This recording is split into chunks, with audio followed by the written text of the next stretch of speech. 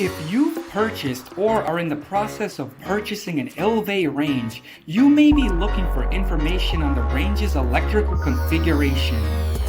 ILVE ranges are powered by two different voltages, depending on the model. Gas-only models use 110 volts. Electric, dual-fuel, and induction versions use 220 volts. You should also inquire if a special GFCI outlet is needed.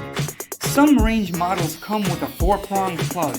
If your model is not equipped with one, you have a choice to hardwire it. But if you choose to have a removable plug, you will have to buy a 4-wire extension.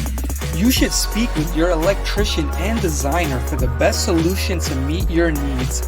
And if you need further assistance, don't hesitate to contact us. Be sure to follow us on all social media platforms for the latest information on products, cooking recipes, and handy tutorials.